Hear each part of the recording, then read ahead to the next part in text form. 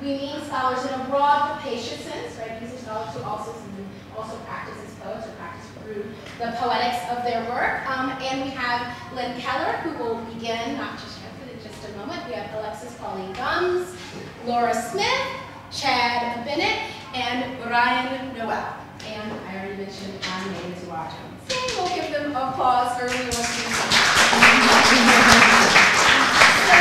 the format that we're going to do today, and I'll start out by telling you a bit about the format and then give you some of the questions, just if they're out here in the audience, that we gave them in advance to ponder as they prepare their remarks.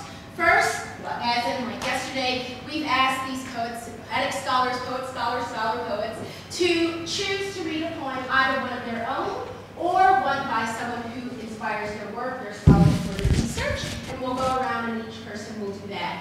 Then we'll start with a more kind of formal discussion of about 2 minutes from each participant, and we'll wrap it up with asking each of them to close by reading either a poem or a piece of work that has also inspired you. So here are some of the questions that we asked them to address. Does your research address issues of form, and what is your working definition of poetic form? What's the future of formalist poetics and research on that from your point of view? So we've asked them to be kind of crystal ball participants for today. How do some of these issues, such as race, gender, sexuality, translation, community, identity, and witness, issues that came up all throughout yesterday's readings and in a series of workshops, connect with your understanding of form in your scholarship and your writing? We'd be interested also in hearing in the remarks if some of them write poetry as well as scholarship, and if so, how so, and how that intersects with or informs their work, and what also have been their own major intellectual, cultural, artistic influences. And the last question, which is really one that I think we started on, getting the meaty question that kind of came up in yesterday's roundtable is, what are the political, cultural, and artistic connotations of terms such as, quote unquote, formalist poetry, or formal innovation, or formalist innovation, or formalist criticism for you? And do you think perhaps that those connotations should be something different than what they are today, and if so, how so? So without any further ado, we're going to welcome Lynn Keller to begin her reading. Now, Maida, do you want me just to read the poem and yes. not to make my remarks? Yes, just okay. Start with just that. I thought it would be useful for you to see this poem. I don't know how well you'll be able to see it, but you'll be able to see a bit of it. This is by Evelyn Riley from her book Styrofoam, and I'll be talking about it later. Can you hear me? Okay. Wingspan screw cluster aves. Much the usual mangle at www.roadkill.com. Flaps down, quiet. Here in cold, low. Out of entertained a desire, barefoot, turned outwardly in thrall, but a toe still dipped in the living waters of life itself, the actual entangle, man sick to aves sick, while in thermal water ardor, a surface bloom of microbial proliferation, magnitude.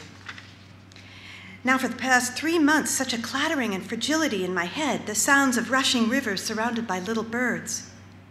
Discalced, decastled devotees of the real world, I mean the real world, in which arose, lichen with lovely metallic names and plastic plasticity in magnificent, unscrupulous quantities. So, St. Teresa Robin. So, St. Teresa Plastic Robin. So, St. Teresa Plastic Porcelain Robin. So, St. Teresa Broken Plastic Porcelain Robin. And a polyfixed sticks furry slurry of extra-terrain garbage. Some 15,000 pieces ranging from fingernail-sized paint flecks to 10-ton rocket stages hurtling through the Earth's orbit, yet still humming in fastest, 1,200 per minute heartbeat, 50 per second wing beat. Skirts hemmed in tonal witness artistry, Heliangelus Regulus, Ariocnemus Mirabilis, of the entrance in trance, please install dimmer, largely catastrophic, or perhaps just leading to different versions of biological success. Morphology of the aves. Bones thin-walled and filled with extensions of the body's air sacs. Proto-avian dinosaur, bird, middle-aged human with osteoporotic disintegration. Doctress. This writing was finished in the year 1577. To read, to be read through. To be anti-pure in the broken dust lingo. Made Doctor of the Church, 1970. Beside herself. Ecstasis,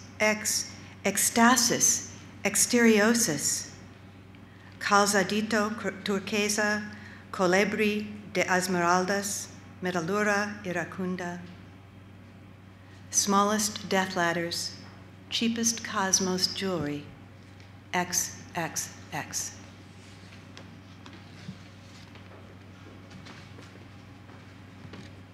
So that's so appropriate because you can find this at Alexis Pauline.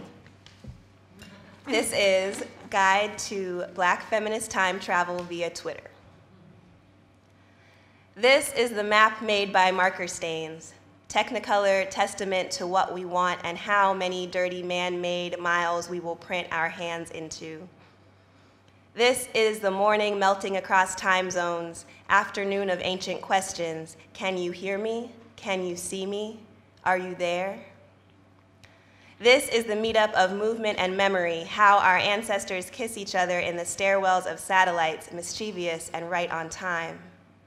So this is for the place past noon where Audrey burns herself into Khalila's CDR, lusting for the male and me. This is the Tony Cates sent dream of women on buses and fertile dinner tables in the name of @MoyaZB.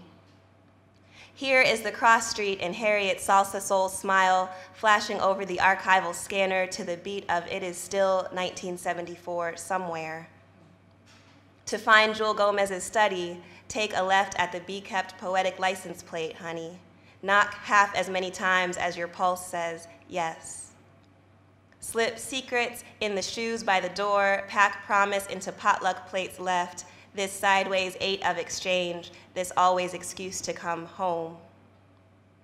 Sage through the scent of homeless archives, face the nomad pension of lives overspent, eating dreams, believing that you would come.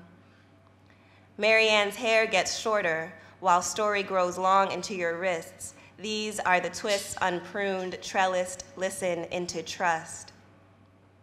This is the everyday workday. This is the every workday text message from Max in the Spats in Jacksonville. Starting good morning and ending all caps, hope, pray, faith.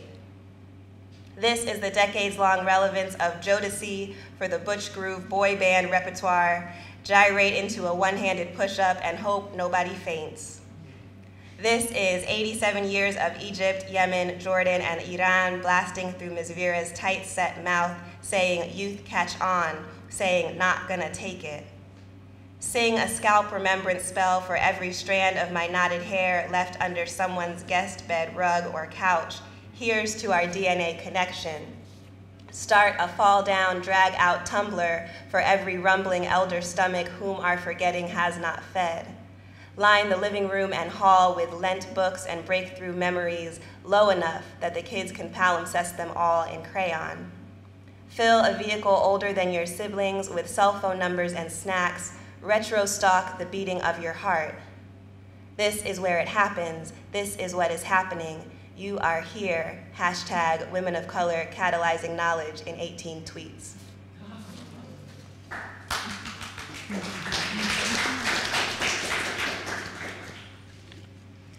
For my poem that's interesting in terms of For My Brada Sonnet. And this is by Wanda Coleman. This is one of her American sonnets. It's number 10, and she notes that it's after Lowell.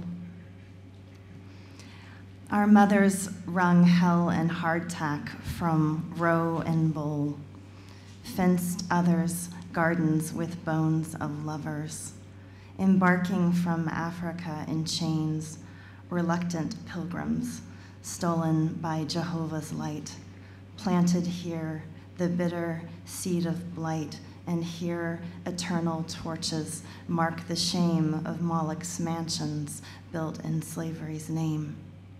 Our hungered eyes do see, refuse the dark, illuminate the blood-soaked steps of each historic gain. A yearning, yearning to avenge the raping of the womb from which we spring. I'm going to cheat and read two very short poems. And the first is an obscure light poem entitled the first poem's an obscure light poem entitled Publicity, which is from James Merrill's notebooks. The poem's from 1933, and it's by Daniel George, which is the pseudonym of the minor English writer, very minor English writer, Daniel George Bunting. And I think Merrill probably came across this poem in a 1949 edition of Bunting's light verse. And ever since seeing Merrill's handwritten version of the poem in his journal, he kind of neatly copied it out. I've been sort of obsessed with it, even though it's not a very good poem. But it's been stuck in my head as I've been thinking about poetic form and queerness. And I like to imagine that Merrill, who at the time that he copied out was thinking about his own burgeoning sexual and poetic identities and the kind of relationship between the two, was drawn to the poem's kind of playful sense that there's something perverse about lyric poetry. So this is Publicity. A friend of mine, well, not a friend, I've only met him once or twice, but he amuses me no end, has taken up unnatural vice. Of course, it doesn't worry me, I've never been with him alone, but since his line is poetry, I rather think he wants it known. And so that's the light poem. The second short poem that I want to read is a 1959 lyric by Frank O'Hara that I think also speaks to issues of lyric form and queerness, and this is called Song. Is it dirty? Does it look dirty? That's what you think of in the city. Does it just seem dirty? That's what you think of in the city. You don't refuse to breathe, do you? Someone comes along with a very bad character. He seems attractive. Is he really? Yes, very. He's attractive as his character is bad. Is it? Yes. That's what you think of in the city. Run your finger along your no-moss mind. That's not a thought, that's soot. And you take a lot of dirt off someone. Is the character less bad? No. It improves constantly. You don't refuse to breathe, do you?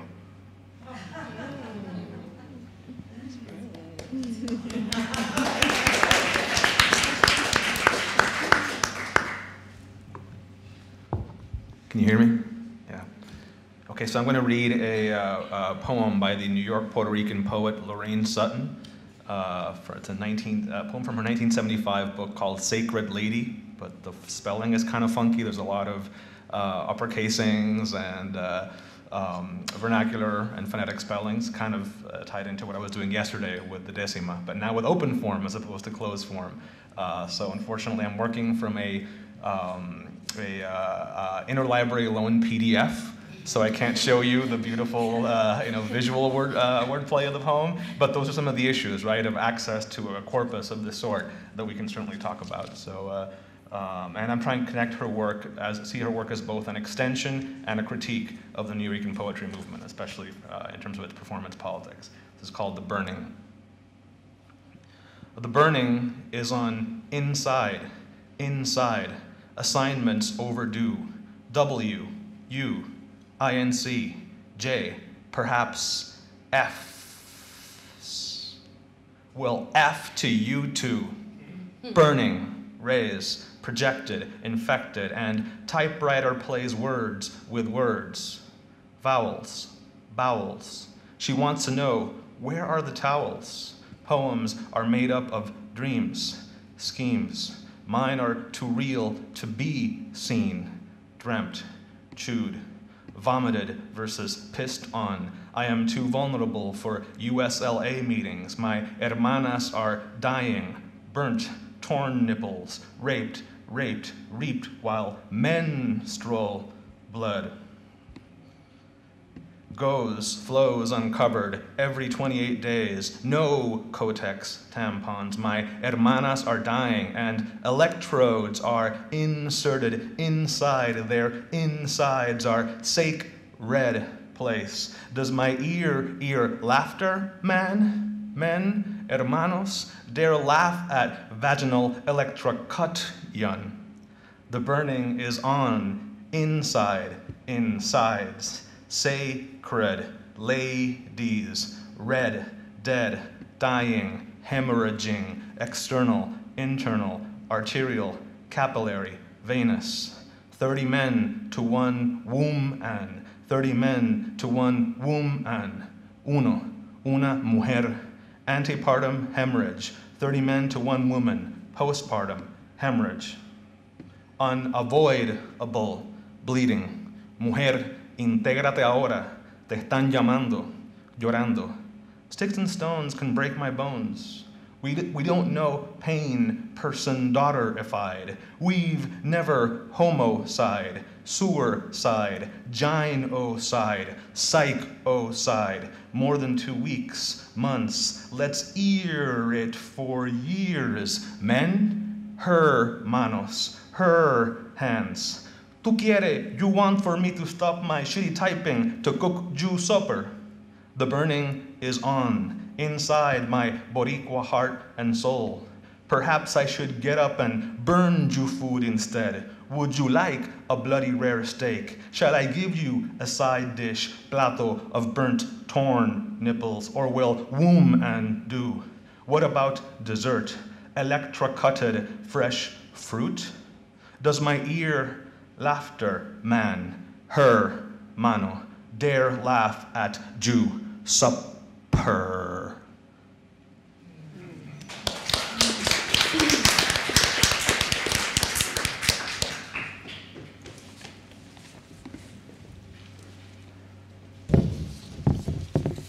Okay.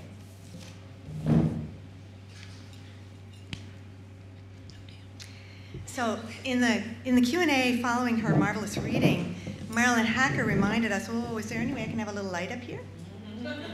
Thank you. That form, or the rigorous attention to form we call formalism, is not limited to poetry in which traditional repetitions and ordering shapes are readily discernible, or in which those devices serve to unify or to bring the poem's parts into equilibrium. Similarly, the feminist critic, as she makes sense of the interconnections among elements in the poem, need not apply the kind of totalizing vision associated with the formalism of new criticism or structuralism. With those principles in mind, I'm going to do a kind of formalist reading of the poem that I just read. It's a poem that could easily be considered queer in its resistance to regimes of the normal in both form and content. But I hope to show also that in significant ways it aligns with some of the ideas of queer ecology that have been articulated by Timothy Morton. In an essay titled Queer Ecology, Morton identifies the essential contribution queer theory makes to our thinking as difference multiplication, as opposed to thinking in terms of binary difference. He's interested in the way that ecological interdependence multiplies differences. Morton sees Judith Butler's critique of the inside-outside dichotomy produced by heterosexist gender performance as making a case for queer ecology because, quote, the inside-outside manifold is fundamental for thinking of the environment as a metaphysical closed system, capital N, nature. His queer ecology, in contrast, recognizes that all life forms, along with the environments they compose or inhabit, defy boundaries between inside and outside at every level. The figure he proposes for thinking about the interconnectedness of not just all life forms, but of non-living beings as well, is that of a mesh, quote, a non-totalizable, open-ended concatenation of interrelations that blur and confound boundaries at practically every level. I want to suggest that one way we can appreciate Riley's, this is Evelyn Riley's poem that I read, that one way we can appreciate her approach to poetic form is to recognize her poem's forms as just such a mesh. The interconnectedness that Morton is talking about isn't snug and cozy. Instead, it's disorienting. Each point of the mesh is both a center and the edge of a system of points, so there is no absolute center or edge. Everything in the mesh is potentially significant, and everything is interconnected. So there's no definite background or definite foreground. Each being in the mesh interacts with others. The mesh isn't static. When one thinks in terms of the mesh, according to Morton, on the micro and macro levels, things are less complete, less integrated, and less independent than we believed. Now, if we regard the words and phrases that refer to particular contexts as points in this poem's mesh, and the space between them as the open spaces or interstices of that mesh, these characterizations apply quite well to wingspan screw cluster aves. The poem's disjunctive but carefully related materials are at once less integrated and less independent than we expect. While the poem's form is irregular, there are certainly patterns and ordering devices to be observed here. It's composed of units. I'm going to come back to these images that precede it, but it's composed of units of registered by shared margins that are between 1 and 4 lines in length, with the most common grouping being 2 lines. Space is as important to the form as printed text, just as the interstices are as integral to a mesh as its threads. The lines, which are often short, are usually widely separated from other lines, both in horizontal and vertical space. The generous space separating words, lines, or groups of lines functions formally to open multiple ways for understanding the relations between the poem's parts. All parts are potentially as important as all the others, and their connections may be established by kinds of linkages other than spatial proximity or syntactic sequence. What makes the poems formally interesting for me is in large part the dance in space its parts enact. The only punctuation mark in wingspan screw cluster aves is the dot we usually think of as a period, though it appears only twice as a conventional end stop, both times closing lines apparently taken from other sources. Most often, the dot appears without spacing between words, as it does in internet domain names, suggesting less linear ways of organizing and accessing data than the structures of conventional sentences and paragraphs. These digital forms of organization may literally shape our current ways of thinking, but have rarely been incorporated into contemporary poetry. In Riley's work, these marks could be sounded as part of the text, so that the syllable dot forms part of the rhythm, as in dot, which arose dot arose, rather than in which arose arose. Whether sounded or only seen, these dots ensure that the prevalence of dot-coms and the world of global commerce and consumption they signal can never be far from the reader's consciousness. Other uses of dots in the text serve to simultaneously link and divide units on a single line, signaling at once separation and interrelation, as is appropriate for a structural mesh. On a local scale, alliteration and off-rhyme frequently act as threads binding this poetic network, as in Actual Entangle, in the hard seas of roadkill.com, or in the multiple sounds echoing in Discalced, Decastled Devotees. Similarly, local movement is sometimes accomplished through sound modulation, as when humming leads to hemmed and entrance to entrance, or through repetition of the syllable X, as in X, ecstasis, exteriosis. On a larger scale, the disjunct and often spatially separate parts of this poem are bound semantically by their association with flying entities, ranging from hummingbirds to space trash to angels to levitating saints. But the poem makes no single integrating point about them. One of its points, the first announced, is that killing birds is a commonplace event for industrialized humans.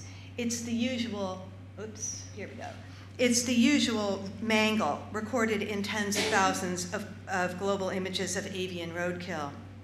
In apparent contrast to that killing in cold, fill in the space with blood, the poem next records an apparently different aspect of human nature, our desire for spiritual uplift. Riley uses the space of the page to separate the two, as if to establish a dichotomy, but the biblical-sounding lo that sits midway between and serves as a transition between them is in fact letters in the omitted word blood, suggesting that the two aspects of human behavior may be more interconnected than they seem. The poem then records the fiery, elevating spiritual potential of the human, dramatized by the inthermal water ardor of Bernini's Saint Teresa, reproduced on the facing page. Where did she go? There she is. Guess it's out of order. Existing between realms, she has her toe dipped in water, but her yearning is upward toward the golden rays of divine light above her.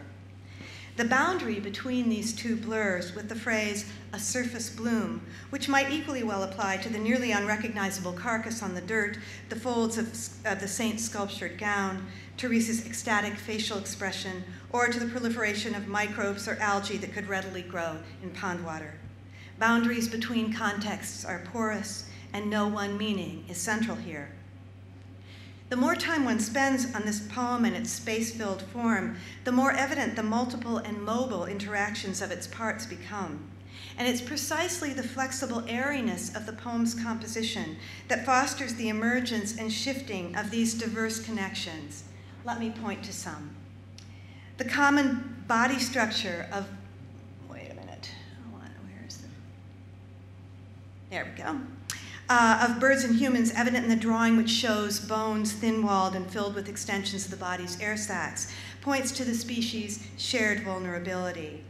Saint Teresa, barefoot in Bernini's sculpture, and the founder of a barefoot or discalced order of nuns, morphs into Stein's Saint Therese of Four Saints in Three Acts, through Riley's play on Saint Teresa's lines, Robin not attached to Robin, attached not attached to Robin.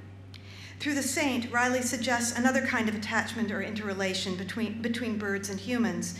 For Teresa represents an attitude toward the given world that easily leads not just to the collateral deaths of individual birds incurred as humans go about their fuel-consuming routines, but to human-induced extinction of species, invoked at several points via the names of hummingbird species endangered or extinct due to destruction of their habitats. That attitude is a longing to escape this world. Riley has in several essays expressed a desire to sever her work from the long tradition of poetry's connection to the transcendent and of metaphor as a vehicle to the otherworldly, because such transcendence involves a sense of separation from this world. She characterizes her own eco-poetics as, quote, a search for language that coheres with evolution, with our destiny as animals among other plants and animals. A search for a poetry that is firmly attached to earthly being and that is thus disenchanted in the sense of being free from the mesmerizing spell of the transcendent, unquote.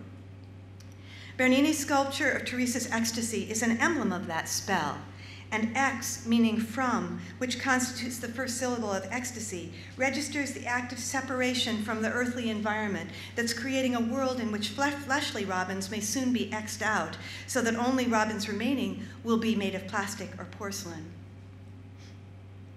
Space trash, the extraterrene garbage hurtling from through the Earth's orbit, may be linked to Bernini's sculpture as residue of the same dangerous human desire to escape from the Earth, here via exploration of outer space.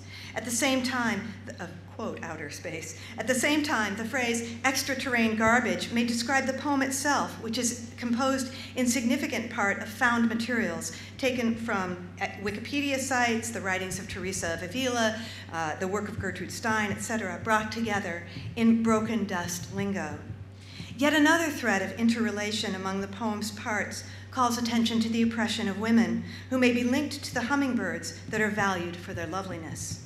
For Teresa, a writer, like Riley, is the doctress. Along with St. Catherine, she was the first woman to whom the Pope awarded the distinction of being a doctor of the Catholic Church, but not until almost 400 years after her death.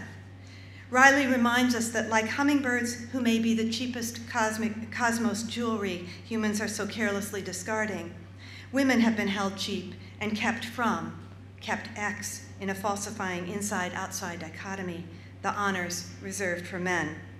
Yet her earlier line, man sick, S-I-C, to Ave's sick, makes clear that man does not refer only to males, so that women must share responsibility for the damage done to other species by humans who have held themselves apart and above and apart from other life forms. Though much more could be said about this poem and its queer ecological construction, I hope I've been able to convey how its disparate parts are not fixed in juxtaposition or parataxis, so much as they are in motion through an airy mesh where their many interrelations may be contemplated.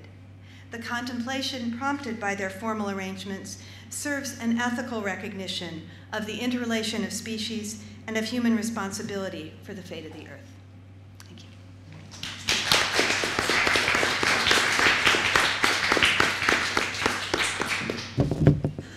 Thank you, Lynn Keller. And next we shall hear from Alexis, Pauline, Gumbs. Hi. So the Twitter poem that I just read, I actually have never read it in person with other people. I wrote it as an act of Black feminist space travel for the other participants in the Women of Color Catalyzing Knowledges panel on digital media activism, and this is what I did.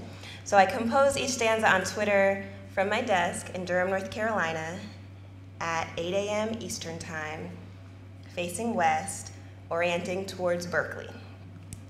And I wrote it because 3 hours later it would be 8 a.m. there, and the conference started at 9 a.m. Pacific, and I wanted to travel with them and send pithy prophecies into time to touch their normalized travel actions on the bus or in their cars or walking from some hotel near campus.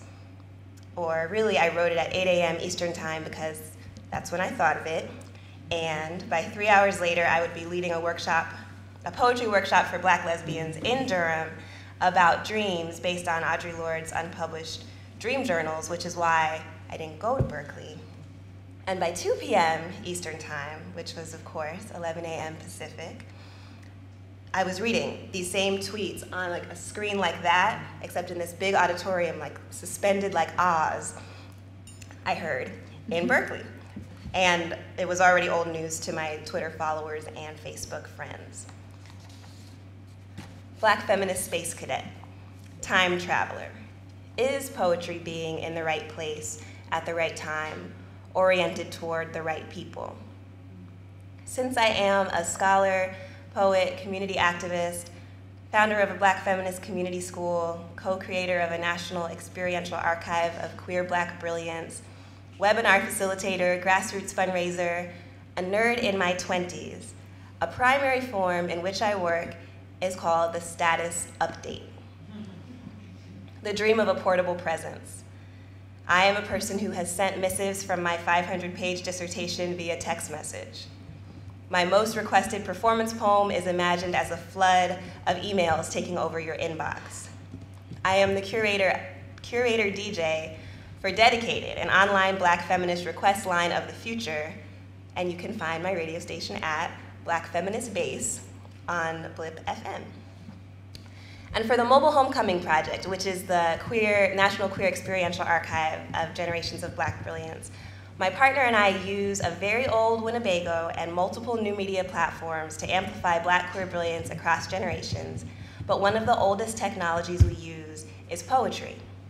We set the space for our in-depth interviews with Black queer visionary elders with praise poems. We demonstrate that we were there with new poems based on our listening. We listen for the oracle moment when someone completely abandons their cadence, their usual cadence, and then suddenly becomes lyrical on the digital media. We create intergenerational group poems one line at a time with rooms packed with people all over the country. We engage poetry as a technology of presence, evidence of desire, a ritual of preparation for the loss of the moment. And so, what I am hoping to do in the relatively awkward form of the round table, rectangular table, is to create a form in which that desire that informs my work transforms my presence, and in honor of which I often conform to the terms of a particular conversation, like Twitter, can be visible here in a place which is structured by several forms that I clearly did not invent and also do not fully accept. Poetry here will be what it is elsewhere in my work, an altar towards the future we deserve, visionary witness to an old prophetic dream, a time machine, a jetpack, sustainable fuel for the Black feminist time traveler, space cadet in you. Speaking of time travel, here is a sneak preview to the poem that I will read when it's my turn again at the end of the thing. It goes analog, away from the digital forms that shape most of my communication and therefore also my poetic desires. into a poem I wrote also this morning of tercettes drawing on a number of poetic epistolary source texts, including censored letters from Phyllis Wheatley. Who knows who Phyllis Wheatley is in here? Oh, wonderful. Phyllis Wheatley was the first published African-American poet, and she was enslaved in Boston. So censored letters from Phyllis Wheatley to another enslaved Black intellectual woman, Obor Tanner. Barbara and Beverly Smith's introduction to their 1978 collection of Black feminist letters in Conditions 4, entitled, after a quotation from Carson McCullers' The Heart is a Lonely Hunter, I am not meant to be alone and without you who understand. And a recent meditation on the terrorist warning letter from Dion Brand's 2012 epic Ossuaries. So I wrote that this morning, and then I took it apart and I wrote the lines of it in my own handwriting, and I put them in many envelopes that may be under your seat, and now you have them. So it is now almost as dispersed as Black feminism across time, space, water, and death. It is now, or could be, in your hands as a possibility. And here's another way to say it. Yesterday I was very struck when the poet Eileen Miles said that the silences in between are a space for God or the possibility of God. And I agree, and I thought about the tradition that I was raised in an externally silenced community of internal call and response, where the pause between words was for the presence of community, where we cultivated our faith in each other by sharing the poetic task. And I definitely think Marilyn Hacker knows something about this, where the act of speaking and breathing was a prayer that someone was listening, community as the possibility of salvation. So the form of this poem is the way I give it to you, the way in which you are able to hold on to it, let it go, live inside it, do something with it, and maybe, in a few minutes, give it back.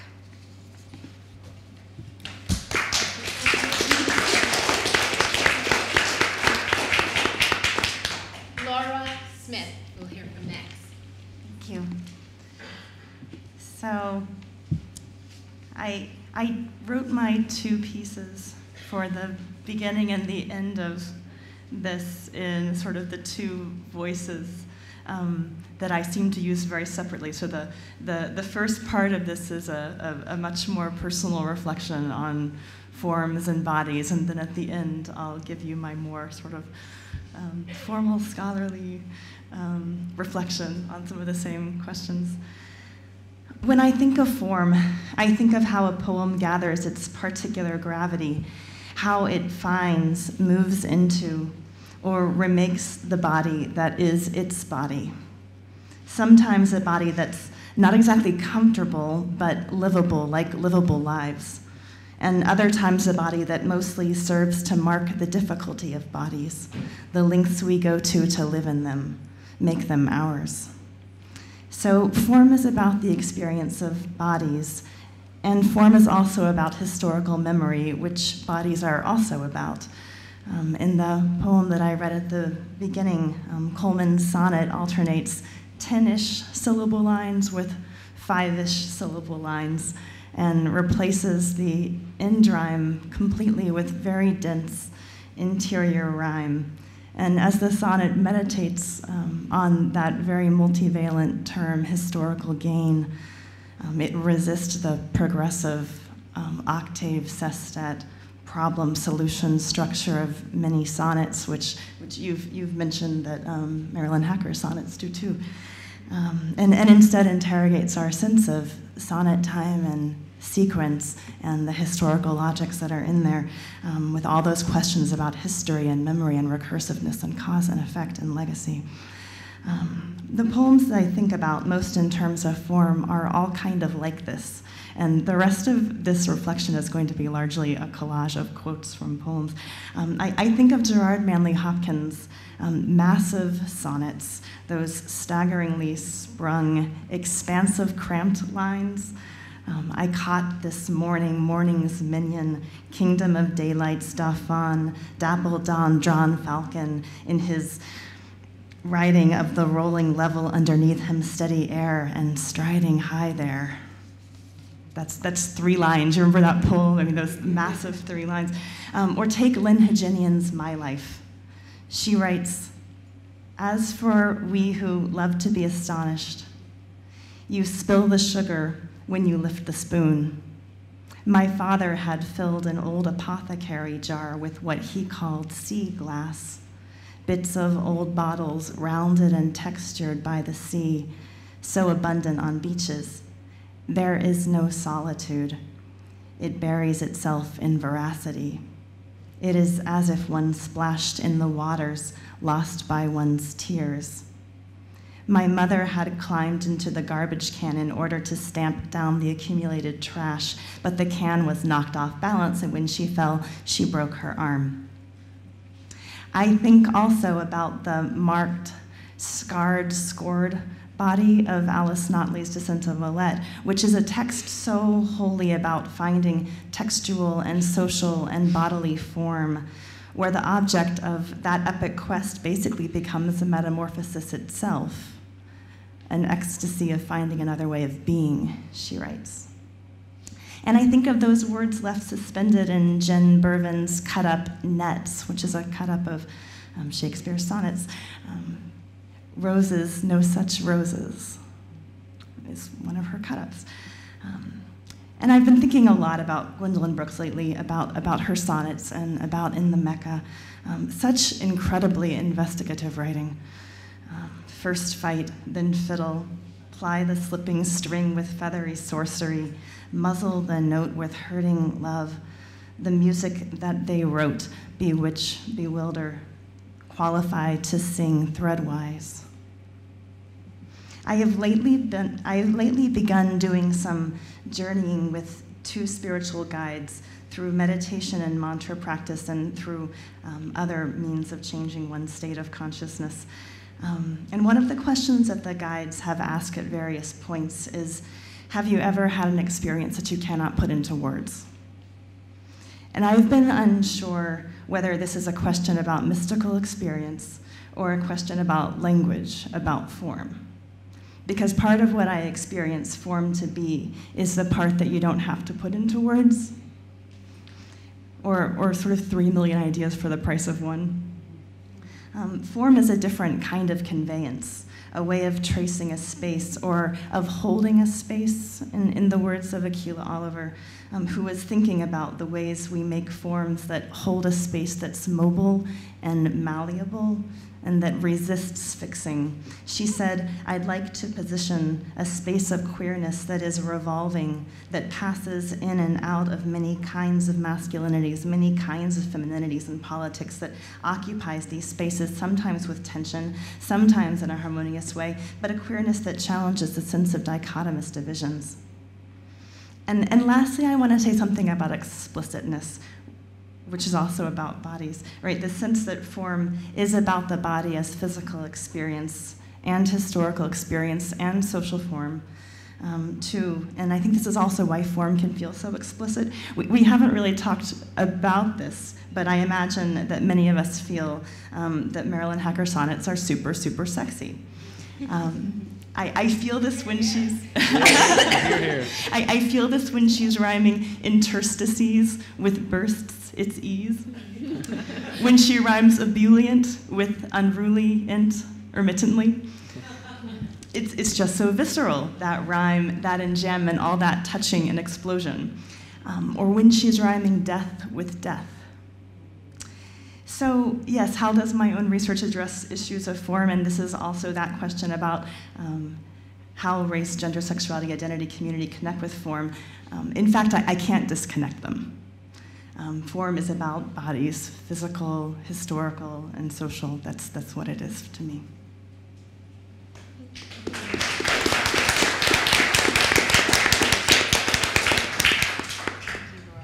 Now we will hear from Chad Bennett.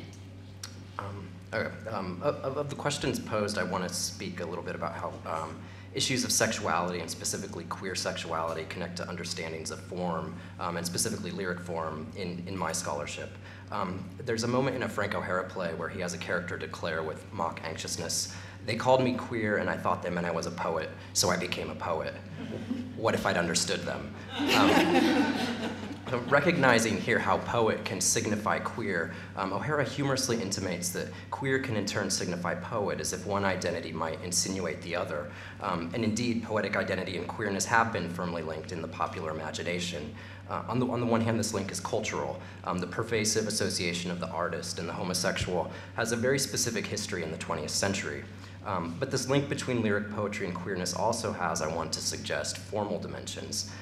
These formal dimensions have to do in part with recognizing and inhabiting the perversity inherent in ideas of the lyric as a paradoxically public performance of privacy, as in John Stuart Mill's touchstone description of the lyric, in which privacy-performing poets, quote, "know that other eyes are upon us, but must somehow admit no trace of consciousness that any eyes are upon us."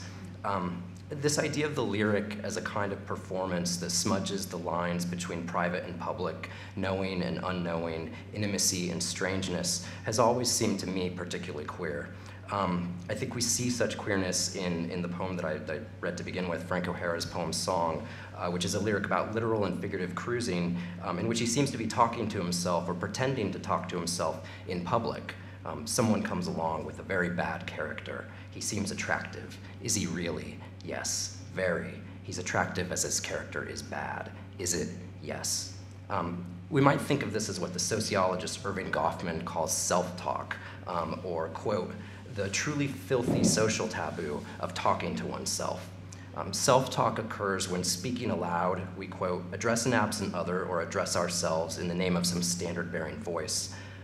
Goffman asserts that to be caught in what he deems the peculiar performance of self-talk, which involves more roles than persons, is humiliating.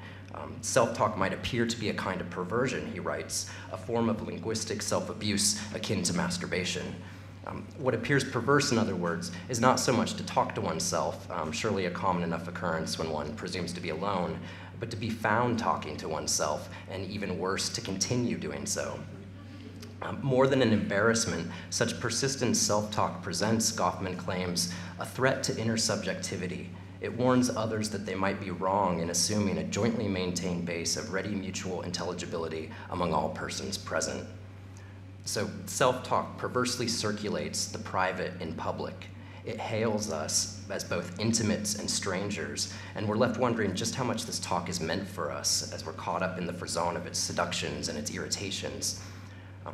Goffman's account of self-talk makes it sound oddly like lyric poetry, or at least the post-romantic ideal of lyric poetry as a paradoxically public performance of privacy, an influential ideal that modern poetic practice has variously drawn on and departed from over the course of the last century. In self-talk, we, quote, "address an absent other or address ourselves."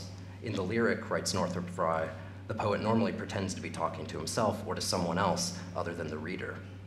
All poetry is of the nature of soliloquy, claims Mill, and although Goffman's focus is not on literary language, he does consider the soliloquy in terms of self-talk, claiming that the soliloquy, quote, "is not really an exception to the application of the rule against public self-talk. Your soliloquizer is really talking to self when no one is around. We members of the audience are supernatural, out-of-frame eavesdroppers. Were a character from the dramatized world to approach, our speaker would stop soliloquizing." Goffman here suggests that the dramatic soliloquy is not public self-talk as long as it maintains the illusion of its privacy, a formulation that recalls understandings of the lyric as, quote, "preeminently the utterance that's overheard," or more precisely the utterance that we out-of-frame eavesdroppers must be able to read as if overheard in order to maintain normative standards of lyric decorum. In self-talk, that is, it is, quote, "the witnessing of the deed which transforms it into an improper one," just as proper lyric, as Mill writes, requires that, quote, "no trace of consciousness that any eyes are upon us must be visible in the work itself." Is lyric a form of inviolate self-talk, awaiting only its being caught out to seem perverse? When Goffman differentiates self-talk from quote-unquote inner speech on the basis that self-talk is out loud and often wildly animated, while inner speech is silent and meditative, he suggests one way that the solitary lyric's exalted use of language keeps from appearing perverse, or a form of linguistic self-abuse. Lyric discreetly speaks, self-talk volubly talks, reframing lyric self-address as self-talk and the lyric speaker as a lyric talker brings into relief both the limits and the queer potential of its gendered and sexualized dynamics. Discussing talk, the critic Stephen Connor notes how English maintains a subtle but sustained set of distinctions between talking and speaking, such that to talk implies a lack of agency or conscious thought, whereas to speak connotes authority and purpose. Talking designates the casual, the gratuitous. It is more about the act itself than any particular information or aim, as in idle talk, small talk, or girl talk. Talk can drift into the mindless or the automatic. Think talking heads, talking through your hat, talking in your sleep. And talk more generally hints that one is not in control of one's language, as in loose talk or he's all talk. Speaking, on the other hand, suggests formality and design and a desire to convey a particular meaning. Certainly there are exceptions to these differences in usage, but the nuanced distinction in English between talking and speaking points toward one of the reasons various forms of everyday talk, such as gossip, can seem so far apart from the lyric. Gossip and other forms of everyday and personal talk are associated with the feminine and the queer often, while the modern lyric ideal imagines a masculine form of speaking, lyrical practice being, to be sure, another matter entirely. The critical concept of the poetic speaker that quietly emerges out of the new criticism and becomes standard in the 1950s underlines this distinction. That idea of the speaker provided principally a term for distinguishing the biographical person who writes a text from the person who speaks within it, but also implicitly a term that could be called on to sort neatly the gossipy talk of biography from the voice that speaks poetry, at precisely the historical moment when the seeming distance that high modernism had imposed between such entities was being newly challenged by post-war poetic practices ranging from beat poetry to confessional verse to the New York school and the talky, personal lyrics of a poet like Frank O'Hara. Rather than speak, O'Hara's poems perform a torrent of incessant talk. Within them, and these are all quotes from O'Hara, I talk, you talk, he talks, she talks, it talks. We talk about things as we talk all afternoon, and then quietly talk all night, and when finally we are alone, we talk about how no one is talking. Such nonstop talk has earned O'Hara a reputation as the quintessential poet of sociality. Yet so much of this performed talk in O'Hara, even when anchored by a particular addressee, feels like self-talk. Goffman describes how an invitation to talk that is, quote, openly snubbed or apparently undetected can leave us feeling that we have been caught engaging in something like talking to ourselves, a scenario that O'Hara calls attention to in his poem Day and Night in 1952, when he interrupts the poem to tap on Lyric's microphone and ask of an ambiguous second-person addressee, I'm talking to you over there, isn't this damn thing working? Finding ways to get the damn thing that is lyric poetry working would become the basis for O'Hara's celebrated I do this, I do that poems, whose poetics of personism emerged when O'Hara, while writing a poem, quote, was realizing that if I wanted to, I could use the telephone instead of writing the poem, and so personism was born. Substituting the poetic approximation of a telephone conversation for the actual conversation, or self-talk for talk, O'Hara lifts a form of interaction from its natural place, as Goffman describes self-talk, and redeploys it in an unnatural way, posing a purposeful threat to social and aesthetic norms of mutual intelligibility. Perverse self-talk carries on in the presence of others it treats as absent, affecting a queer mix of intimacy and strangeness that derives its charge from the talker's exposure. And in casting the solitary lyric speaker as a self-talker, O'Hara reimagines lyric self-address and its space of subjectivity by drawing out and calling attention to, rather than disavowing, the perversity inherent in the performance of the lyric self, which is always talking to itself in public, as if in private, at risk of illicit exposure. Whereas Mill insists that there is, quote, nothing absurd in the idea of the lyric's mode of soliloquizing, a poem like Song locates something absurdly and delightfully illicit in the paradox of lyric practice, reveling in the queerness of this absurdity and turning to forms of talk to playfully tease out its erotics. Traditional notions of lyric might seem inhospitable to queerness, but I want to suggest that O'Hara's talk becomes a way of queerly inhabiting the lyric, or more accurately, a way of recognizing and inhabiting the queerness of the lyric mode, the way lyric has provided a uniquely suitable space for the modern expression of queer sensibilities. His example, I think, points toward the many ways modern poets have recognized and inhabited this space as they seek both to perform alternative sexualities and meditate on alternative modes of lyric practice. She's kind of gone missing, right? So I feel it's an act of recovery. But I think it also ties into the larger problematics of missing bodies in the poem that I read, right? And also feminist as a missing body of the Nuyorican movement and also of other, movements of color, right? So black arts, Chicana, right? And also then the Nuyorican movement's invisibility within post-World War II accounts of American poetry. So there's multiple levels of missing bodies here. And I guess the other more practical aspect to that is my own work is really looking at a performance corpus, right? And for my purposes, the voice is not enough. I know a lot of folks are doing beautiful work with the voice, but for a number of reasons, I need bodies in this work. So, and a lot of those bodies, when you're working with 1960s or 70s stuff, are also missing, right? There aren't a lot of video documents, right, of these performance works. So it's yet another aspect of, the missing bodies that interest me here. So I'll just get into Sutton here. The poem I read is from Lorraine Sutton's Lone Book of Poetry, Sacred Lady, published in 1975 by Virginia Scott's Bronx-based Sunbury Press, an offshoot of her journal Sunbury, which operated at the intersection of gender, race, class, sexuality, and ethnic national identity, and that the class part is particularly, I think, forward-thinking for its time, publishing such post-colonial feminists as Fei Chiang and Sandra Maria Esteves. Sacred Lady, though, is notable for its radical form, which fuses embodied wordplay, similar to that of Sonia Sanchez and other black arts-affiliated women poets of the era, with the complexly doubled erotic political address of Julia de Burgos, the great modern Puerto Rican poet who has, for generations, served as inspiration to both Nuyorican poets and Puerto Rican feminists. In a literal decolonial sense, the Sacred Lady refers to, or the Sacred Lady refers to the island of Puerto Rico and its women, subjected to rape and environmental, chemical, and psychological warfare under colonialism, yet energized by the struggle for liberation, a struggle embodied in the dramatic cover image, and I don't have it with me, but email me, I'll send you the PDF. You have to see the totality of this book, it's trippy. The cover image of a Statue of Liberty in flames emerging out of the contours of the island of Puerto Rico. So that's this. We could talk an hour just about that, right?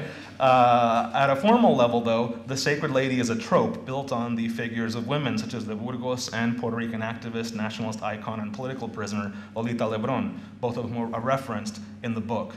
The book's skillful deployment of the second person, and you heard that a little bit in the poem, blurs the outlines of the you as lover, as oppressor, and as a projection of the self-reflexive lyric I, much as de Burgos does in her 1948 book El Mar y Tú, The Sea and You.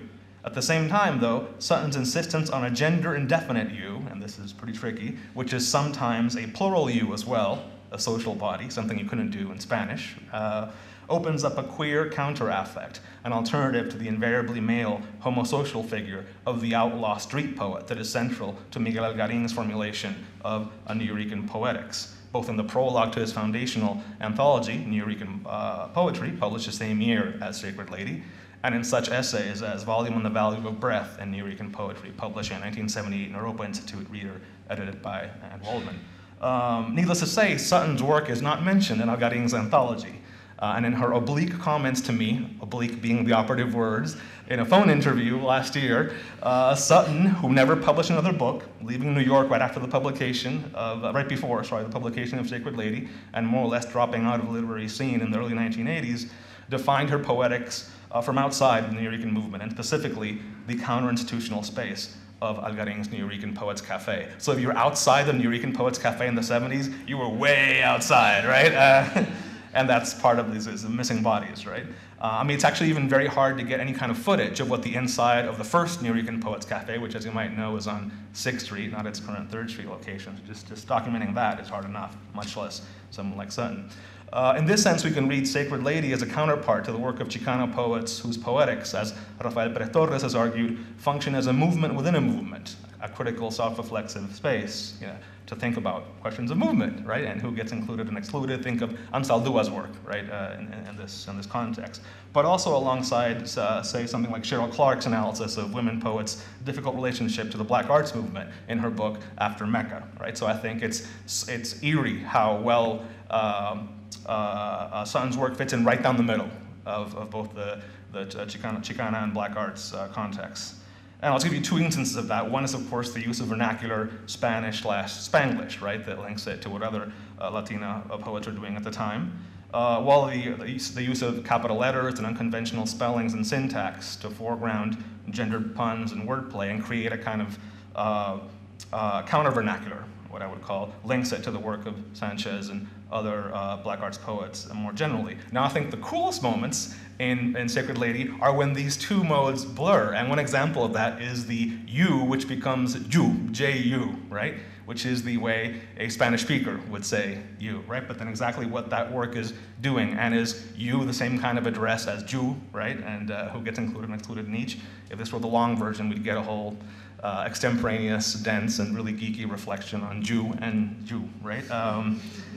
So largely unknown and long out of print, Sacred Lady nonetheless stands as an unjustly forgotten landmark of Latina and post-colonial feminist poetics, as well as a foundational text for diasporic Puerto Rican women poets such as Santa Maria Esteves and Luz Maria Umpierre, both of whom have acknowledged its influence. So the only two essays on this book are by Esteves and Umpierre, which tells you a lot of how, their indebtedness to the book. Yet for all their formal and political differences, Sutton's work shares with that of the Nuyorican poets, Café poets, an investment in what I'm calling, somewhat perversely, a performalist poetics. Such a performalist poetics is of a piece, in this case, with, say, the Afro-diasporic vernacular forms deployed by poets of other countercultural poetry movements, such as Umbra and Black arts, with which the Nuyorican movement had significant overlaps. And just two examples of that would be, say, the Black arts era conception of the poem as a score for a future performance, and Lorenzo Thomas writes about this. So in effect, every poem is incomplete and assumes a future performance, which is kind of the political moment, right? And this is definitely clear in Sacred Lady, especially if you see the typographic experiments as instances of a performance score. So the uppercase letters are letters you would hit were you reading it, which is what I tried to do. And another example would be the jazz poem, which I know a colleague here writes about, which opens up to incorporate, in the Nuyorican case, Latin jazz and salsa, as well as traditional musical oral forms such as bomba y plena and trova and decima, which I read yesterday, especially through the performances of proto-Nuyorican street poet Jorge Brandon, who is an icon to kind of the grandfather of the Nuyorican poets. And the interesting part here, which I'm trying to work through, was Sutton confirmed to me in our interview that performance with live musical accompaniment was an important part of her poetics at the time, but of course there's no documentation of this, and I've been waiting for her to get back to me with some sense of what this was like and where it took place, but still working on it. So we could read Sacred Lady as an example of what Meta, in her analysis of Sonia Sanchez's jazz poetry, calls multiphonemics. I think that's pretty good. So what you define as captures orthographically a sense of the intensity and layered texture of sound on the page, right? So just a possible kind of aesthetic affinity beyond all the kind of affective affinities that I've tried to highlight. We can understand, so both Algarin's and Sutton's performance of poetics forms as a creative response to oppression, a survivalist alternative to what Algarin describes as the physical and psychic, quote, debris of the ghettos from which he argues Nuyorican poetry is born. More specifically, both Sutton and Algarin are concerned with the performance of poetry as a means of sharing and public healing, and Algarin goes into this in detail in his essays, and as a way of doing what the street corner salsa band does in Algarin's essay on breath. So the salsa band is important to Algarin because it concentrates the passersby of the barrio into a, quote, listening body. So this listening body is the political space for Algarin.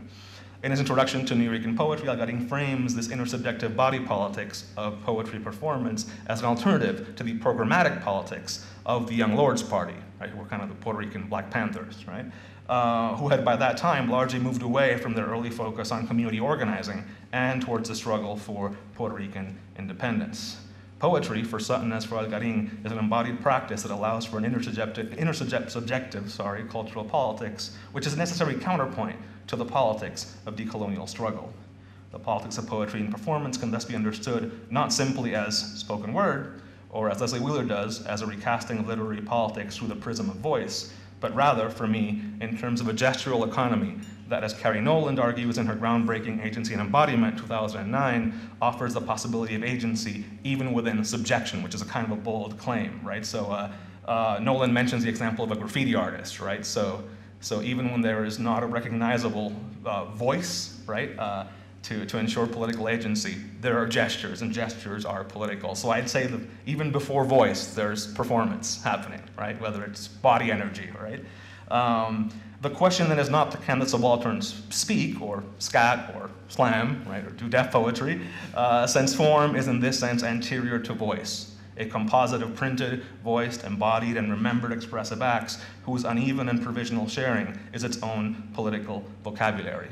The future as an intersection, as form in its performance, as performalism. Thank you.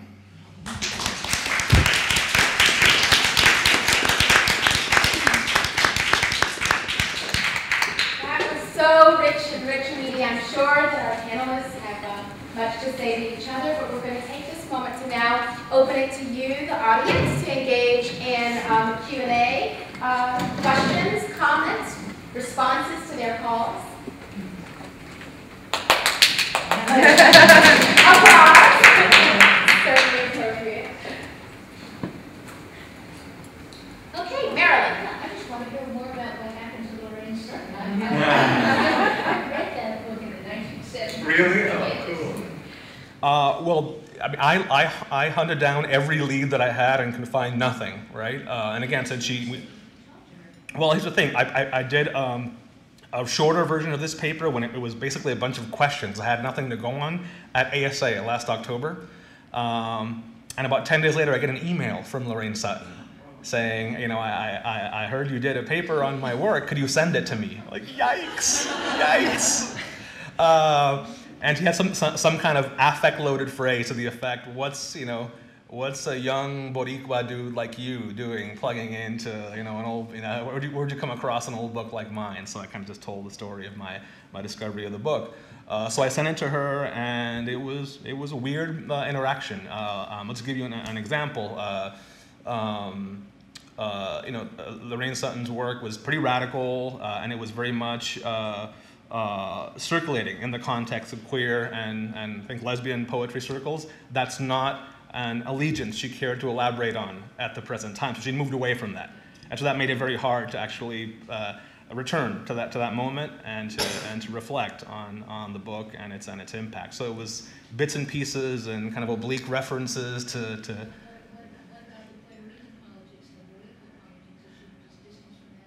I mean, she was much more amenable to that, but I think the sense you got, and this is me extrapolating, was that it had been a really intense struggle for her, which the book certainly documents. It's a very powerful book. I mean, you wonder how somebody survived, right, the intensity of that book. And I think it was kind of too much, and so everything she said was kind of, very carefully thought out and I think parsed, right, for she's done stuff, is kind of the way she put it, but she kind of moved away from publishing, and it hasn't been her focus. So, and she's been living in the Midwest since, I think, in Ohio, since the 70s. I was wondering if you found that there was work of your own or the people that you're studying that transcends the identity, or that their identity permeates everything that you or that they do, or if there's a point where your identity transcends your work, or vice versa.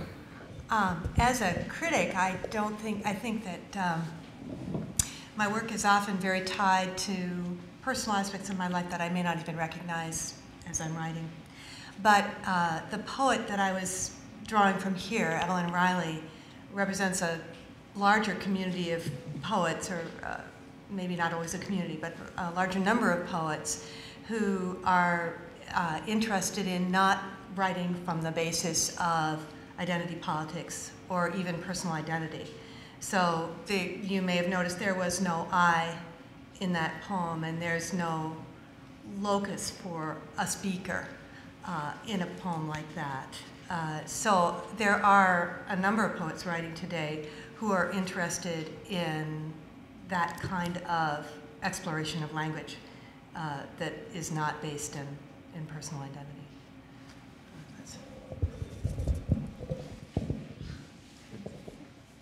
Does that answer your question? Was that address it? But I'm sure you want to hear what other people have to say on this.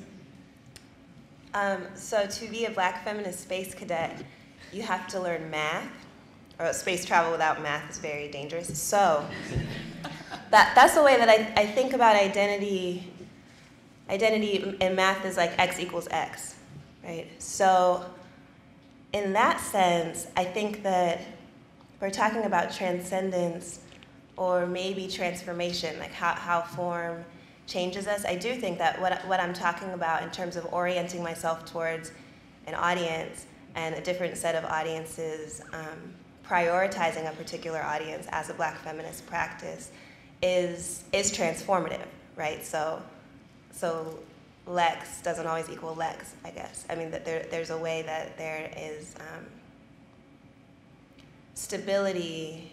There's a sacrifice of stability that is in that creative process that I think of. And I guess one way I would talk about that is that even for me to think about the form in which to even have this interaction today, I thought about it a lot, and I thought about it, and months ago they sent us the question, and so I kept thinking about it.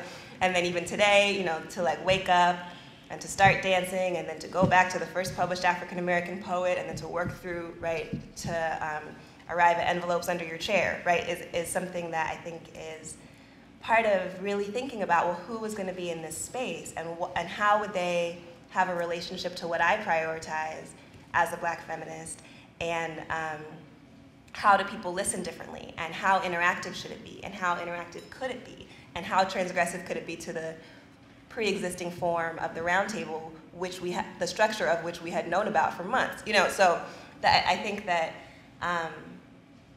I definitely see myself interacting within this particular body, and also as an ancestral channel, and also as a Black feminist, and that is oriented towards and accountable to community and audience in a way that transforms what can happen here. I think this is somewhat similar to what Alexis just said, but I want to just perhaps re-articulate making a space for both. I think most of the poets that I write about both claim to some extent talking about personal identity, but also critique that quite a lot and are thinking about identity in terms that are often transpersonal, intersubjective, multiplicitous, mobile, unfixed. There's a need to do both of those things at the same time. So I'm often working with poets who are thinking about flesh memory, thinking about what the body knows.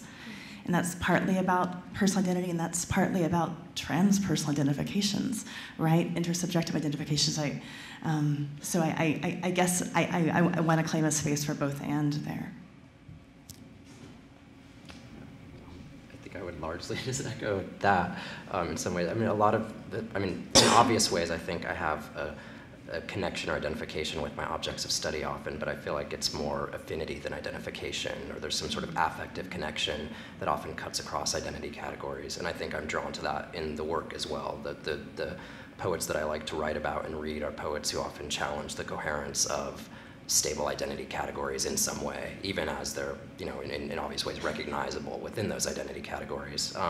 So I think, yeah, yes and no is sort of my answer as well. I guess just thinking of social identities, I think obviously form bridges identities. If you think of, you know, I mentioned the score poem, the jazz poem in kind of Black and Nuyorican context, so there's a shared identification around a shared history, right, of oppression and racialization, but also around a shared form, right? The tricky thing is, in some points, form can become the identity, and that can become really messy. The example is the term Nuyorican, right? If you look at the second Nuyorican anthology, Holman and Algarin's Aloud, Voices from the Nuyorican Poets Cafe, right? It's everybody. So Nuyorican becomes a poet who reads at the Nuyorican Poets Cafe, New York, Puerto Rican, or otherwise, right? So the form, in this case, the style of performance poetry that cafe helped shape, becomes a social identity, which then comes into tension with the older New York, Puerto Rican social identity. So yeah, it can, and it can be, you know, in good and bad and complicated ways.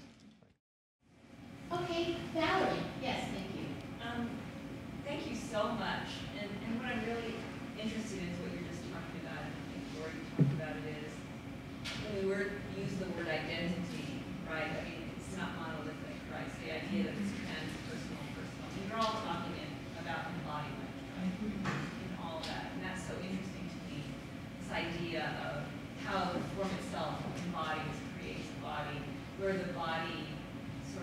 exists in poetry, the actual body or the identified with body.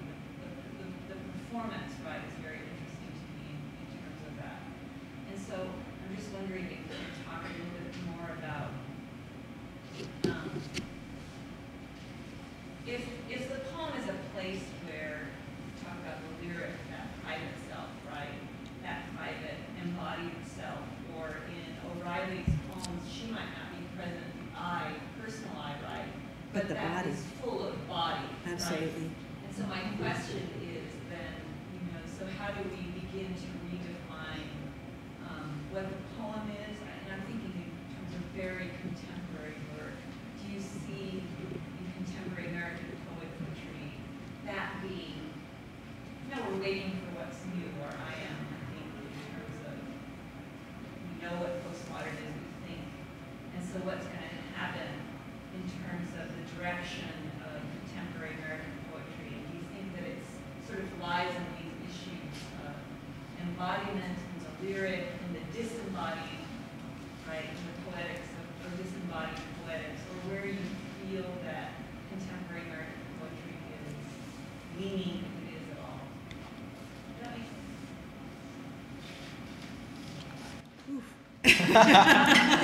We're intimidated. Anyone want to? Oh, I don't know. I guess I'm really of the mind of thinking of poetry as incomplete, and it's something that the poem as incompleteness, right? And I think I've been reminded of that working on in Nuyorican poetry for all the reasons, right? The score poem, so it's going to be performed at a future moment, but also in terms of every kind of conceptual work, right? If you do like a Kenny Goldsmith thing and rewrite the same poem, that's a different poem, right?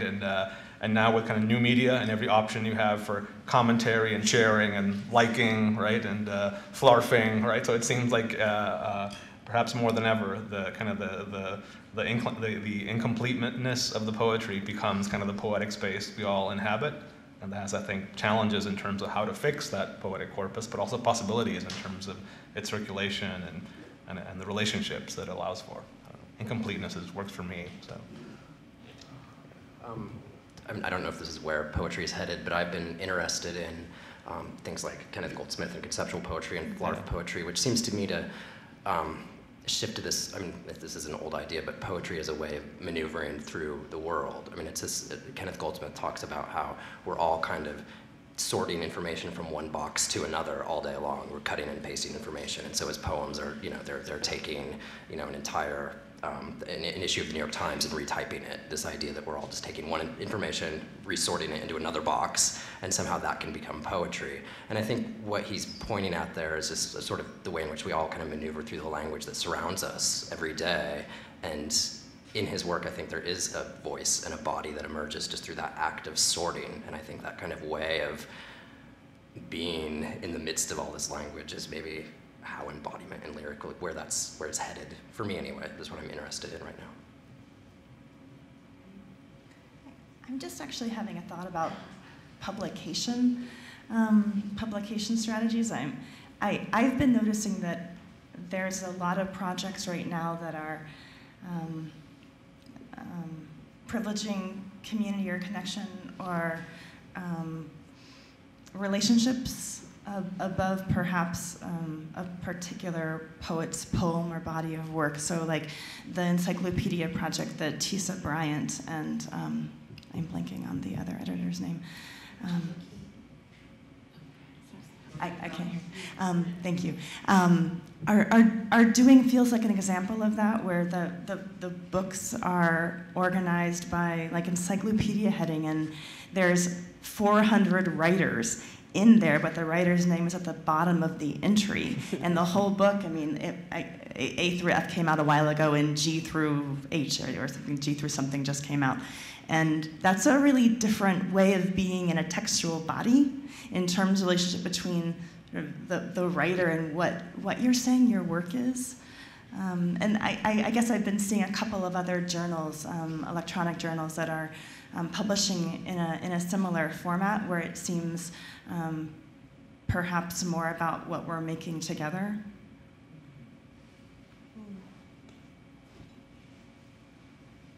If I tell you what I know about the future, we will combust. I really don't have anything to say about that at all. But we could probably say something about the present, which seems to me wonderfully diverse and open, in contrast to some recent decades where poetry was, very balkanized and filled with opposed camps and groups of poets. It seems to me now you don't need to ask a question about poetry so much as about poetries. I mean, there's just a wonderful proliferation of kinds of writing and a space for those, I think, and multiple spaces for publication. I do think that digital technologies and other technologies are making a big difference. The tweet poem and yesterday's panel, some discussion of the cyborg and the way in which the body is now the body plus the machine, and that is going to affect a lot of kinds of writing. But clearly, and here, if you think about Riley's work, where she is so concerned about staying in the body in order not to be enthralled, in order not to think that we can just inhabit some transcendent reality when we need to attend this body. But she is also, as I suggested, very much invoking the technological realms in which we communicate, in a kind of, where our bodies are, where the machines are extensions of our bodies, but nonetheless our communication is very, in ways, disembodied. But anyway, I think it's a wonderful moment of possibility for poetry, but I wouldn't dare propose exactly what it was going to be. Thank you. So poetics of possibility along with poetics of precarity, which we're going to hear from Dr. Rody this evening about. Any other questions? Yes, Gabby. Hi, that was wonderful. My brain is like overflowing with joy. I have a question. One thing that I'm really struck by, I was thinking about this because Mark Strand came and read here, and I know that this has been something he's been talking about. He said this thing that I've been hearing from many poets lately when they give readings. He began reading and he said, well, I'm working on these things. They're like prose poems. They're sort of somewhere in between a poem and prose. I don't know what I'm calling them. I don't know whether he said that here, but he said that in other places, and I think he said that here. And then I think about a poet like Ellen Bryant Boyd, who I think of as writing this book of flexible lyric and thinking a great deal about things like line and form and meter, who is writing these new poems where she's not using punctuation. I wonder what you make of this moment in which many writers who I at least think of as perhaps a different generation than me, who are very often writing what we would think of as very traditionally framed kind of poems, are all of a sudden moving into a space where they are talking about things like, well, these are closer to prose pieces, but they're still poems. I wonder what you make of that kind of shift, since we're talking about, we're in this moment where there's all these different things going on. I'm fascinated by this notion of not necessarily so much what is going on in my own generation, but perhaps a generation above me, and this movement towards something like the prose poem there. I don't know if that's something you thought about or that you have anything to say about, that I'm interested in, and I wonder, because that seems to me a formal issue. Well, it's important to remember that poetry isn't just the lyric. I think that's one thing, and that there are many other kinds of poetry. I think that poetry has become, I don't know if you're familiar with Lynn Haginian's Attalus publications, okay, and there's something in the description of that, there's a work written under the sign of poetry, that poetry has become a space for a lot of kinds of exploration of language and what it can do and what it can be. So I guess I might say that I think what we call poetry is becoming a changing category. But I don't have anything particular to say about the prose poem, so maybe somebody else does here. I think I'm reacting with a little bit of surprise, because I actually think of, I kind of think of an older generation than me experiencing or having a conflict between open forms, field poetics, and traditional or fixed forms in a way that I don't feel like my generation is still experiencing that conflict. I feel like perhaps we feel, or I shouldn't say we, I feel that there's a lot of political possibilities in a wide range of forms. And so I guess I feel like a prosier style or an open field style is something that I actually associate with an older generation already, but I also associate that with a conflict I feel kind of happened 20 years ago or so, where that was one pole of the conflict. Yeah, I mean, I'm just interested in how often I'm going to be sitting and hearing people talking about this as a sort of dis-ease and a new thing that's working out in their home. So maybe it's just the specific readings I'm going, but it is surprising. I mean, I was just going to say that I think it also works the other way.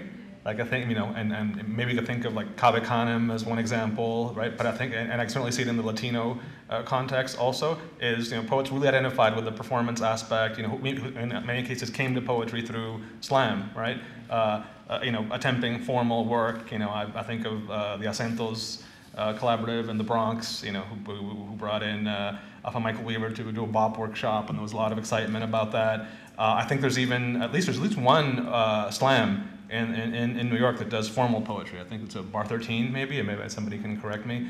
And I think in the Latino context, we just got a Latino Norton, right? So we've been in that kind of self-reflexive mode. And I think two things happen. One is I think enough Latinos have gotten gigs and have become like legitimate academic poets, so we don't have to have that street. I mean, it's all good, right? We're all welcome. And another thing is we've had to kind of investigate the history of Latino poetry, and if you don't have decimas or corridos, right, or you're missing a lot, right? So you've had to recover those forms in the process of just canonizing or institutionalizing, Latino poetry or literature or whatever. And I think then the poets are more comfortable with that because they see it as part of their history, which I think is a good thing. So I think form as somebody else's form is really not so much the case. Form is everybody's form, right? And again, doesn't mean there aren't huge turf battles over who gets to use what form and which terms, but it seems like a good development on the most part. We're going to turn to the last portion of our program now, and we will have each of our participants are going to read either a poem or other extras from their work that informs them. We're going to reverse the order this time. We're going to and then announcement again at the very end. Okay, well, I actually read this last year when I was here for the Puerto Rican poetry event, but it's actually where I got the term performalism, so I thought that I should read it here. And it's actually inspired by my own kind of generative and productive ambivalence with things like deaf poetry and slam, which I've had to know way too much about. When you write about Nuyorican stuff, you have to know too much about it. And so I'm thinking a lot, I think the more interesting poets, I think somebody like Willie Perdomo has been writing for a long time about the kind of insincere publicness of his own kind of slam or persona, right? And thinking about the tensions and contradictions of that community space. So I've been thinking about my own work, right? Is that hyper publicness of poetry? Is it a necessary evil? Is it is it something to be rejected or kind of worked through? So that definitely appears in this poem, and I also picked it because it's terza rima, right? So trying to represent. So here we go. This is and the book is called High Density Politics. So it's a lot about identity versus high versus low density identities and how they circulate, right? So and there's a lot of high density. So but not in hiding, fortunately. Hi then, neighbor. Welcome to the city. Cool. You're still in time to see the sights. There's still room in the tourist trap committees. All you have to do here is work nights up and down the block with your binoculars, pointing out the billions and the blights. Someone in a fanny pack is jocular, watching global banking's clip collapse. Theorists put the sexy back in secular while hustling conglomerates for scraps. And corporate deaf poets workshop street speak. Whack oracular? Yo, IMF raps. To foodie raps, that is, Glockivore chic. Ideology is always spite-specific. Prefab beats to go with your critique. Make poetry less petro and more glyphic. Readable as scrawl of city bodies fleeting, or sing world poets faux beatific, selling your saudade to the Saudis. We'll stay behind, globbing up the global, mixing Gran Mal Kool-Aid and hot toddies, zapping off the statesman's snowball, spurred by lo que nunca se traduce. Take note, this revolution's temporal lobal. I traffic ticks, then trade up for a Lucy. Altering the chemistry, no-brainer, seizuring the state, oh say can juicy? This anthem's mangled lyrics, darned retainer, to recite the body, to remember, to cruise the city. Lorca meets Joe Brainerd, only in Mockspañol. Language dismembers, take me home, city blocks, I'll sing your chorus, like an accentual syllabic punk John Denver. That was redundant, like a Slamosaurus in its death throes, hamming it for points. I will not add another word, quoth Horace. You can keep the poem that anoints, that represents, that narrates or gives voice. Find the voice that poems, that disjoints. The police is disjointed, force and choice. Burn the apartment, but keep the complex. A less Catholic Vallejo or Joyce could write my dream with laugh track sound effects. All ragged beauty, provisional, like struggle for vision beyond pomo architects. As ugly as a technocrat's chuggle that defines us in this cyber age. Yada yada, the loyalties juggle. Art versus community, glocal triage, translocal, whatever. Poetry as community. Open mic flarfleric decoupage. The fractious promise of .community. E-bards bow down before your server. The poetry of trust fund e-impunity, or jealousy thereof. Organic Gerber poetry to go down nice and smooth. Or will they listen to this dork unnerver? I can do my best to rhyme with soothe, and when I say we, I truly mean it. Only we is painful. We're a groove without a nation. We've already seen it, thanks. Besides, our nation is the laugh track in flight. No complimentary peanuts. Confoundational, kick through the sheetrock, analog, digital, diaspora shout out. I'm mixtaping the iPod and the 8-track, rocking the identity cutout. En performalismo está la fuerza. Forgive the fitful fragments and the layout and my quirky deployment of the terza. Quirks like us, the only us that matters, the glam, glum, gleam, the Kinski era Herzog. Who scans the city as it scatters, drops the props, and scores this scarred propensity? The city immeasurable in meters. Din of dollar stores, dust bin CDs, poems living, breathing, circulating, formal, neural, social, in high density. The poem as a difficult relating, a city, a polis, and its ticks, as urgent as the day, an urgent fading.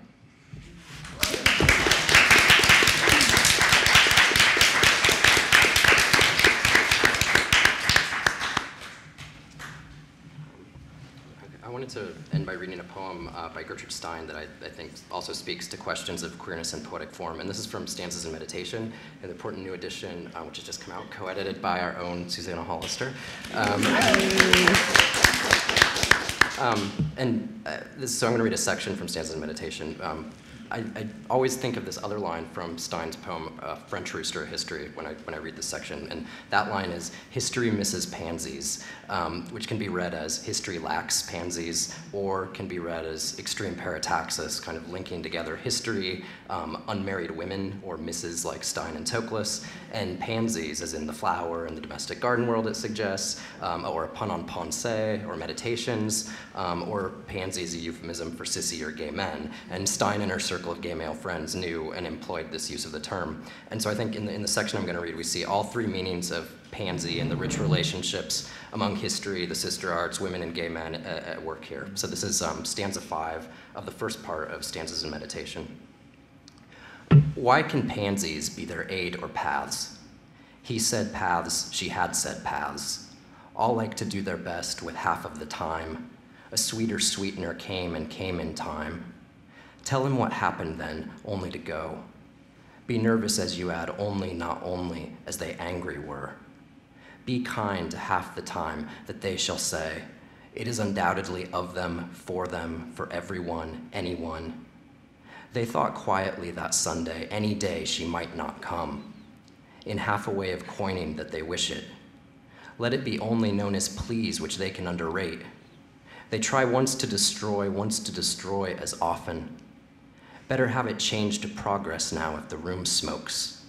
Not only if it does, but happens to have the room smoke all the time. In their way, not in their way, it can be all arranged. Not now, we are waiting.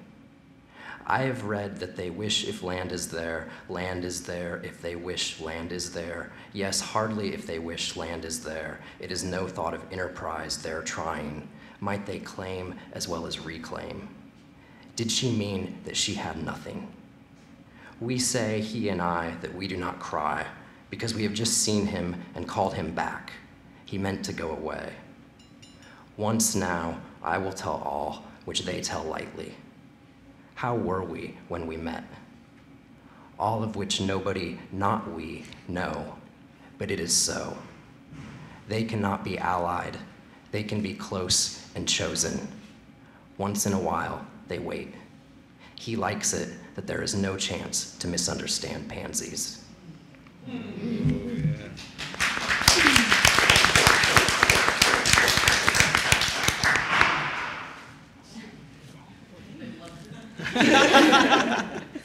Hands in the house. Yeah. I'm just going to take this time to read about 4 paragraphs about where my work is going. In my critical work, I've been basically responding to what I see as an overemphasis on rupture and fracture and disjunction and fragmentation in our thinking about possibilities for innovative writing. Instead, I'm writing about a number of poets who I think value and excavate relationality, integrative logics or forms or epistemologies. I'm thinking about Akilah Oliver and Alice Notley and Gloria Anzaldúa and Sharon Bridgeforth and Don Lundy Martin, Tisa Bryant, and the whole Encyclopedia Project more broadly, which, as I mentioned earlier, includes a whole lot of writers, reaching past a poetics of rupture, fracture, and fragmentation.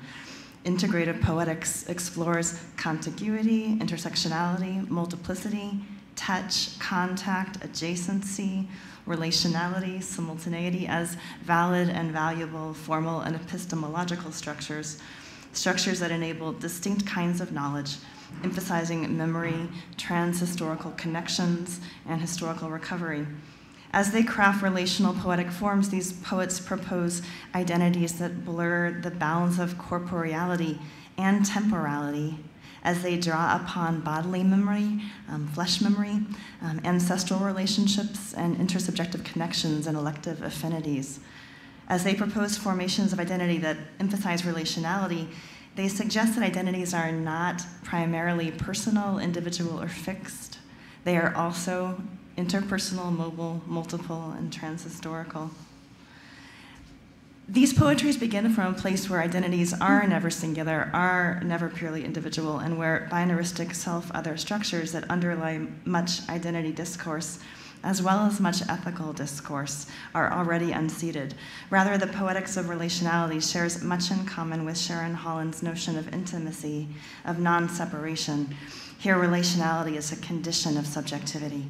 The ethical gesture here, then, is to excavate the inherent relationality, this intimacy, this lack of separation. So a critical and creative practice that endorses integration over rupture shows us that indeed in the late 20th century, in the face of historical and epistemological violence, poets are turning to formal and identificatory modes that, to quote Lorenzo Thomas, do not, quote, reiterate the epistemological shape of violence. Rather, they treat such violence as perhaps a precondition of writing memory and crafting identities, but they see interconnection, multiplicity, contiguity, and relationality as valuable ways of crafting poetry and, indeed, knowledge.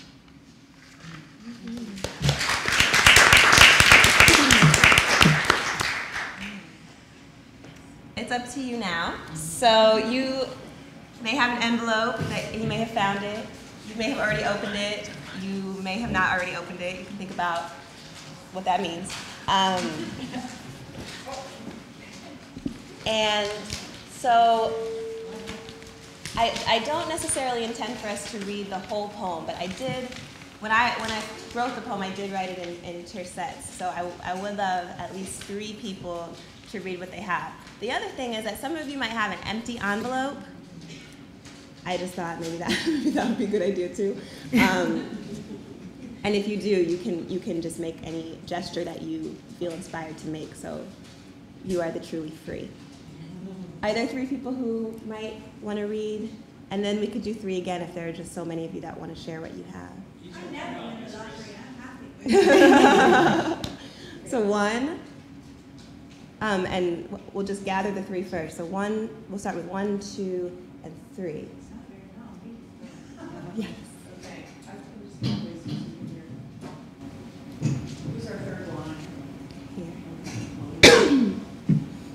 Mourn the world. Affectionately yours. Long-suffering gods in the bowels of love. Oh, I love it. Even better. Do we have 3 more? There's 1, 2, 3. Okay, so 1, 2, 3. Meet me in the region of consummate blessedness. Some people will ask why. God, the suffering. Ooh. Wow. So surrealist. Okay, 3 more, and then I think that my 5 minutes is done. Okay, all together. All right. Imagine the death of our mistress. It should be dust. There is no guarantee. Thank you.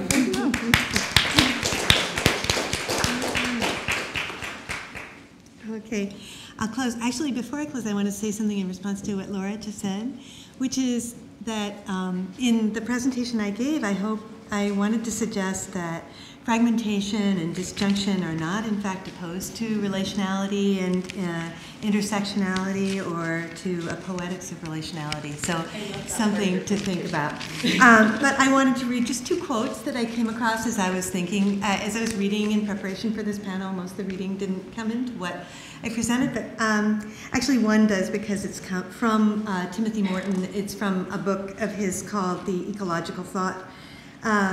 So these are just 2 quotes about formalism that I think apply to lots of kinds of formalism, maybe all kinds of formalism.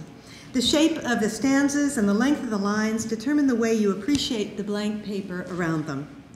Reading the poem aloud makes you aware of the shape and size of the space around you. The poem organizes space.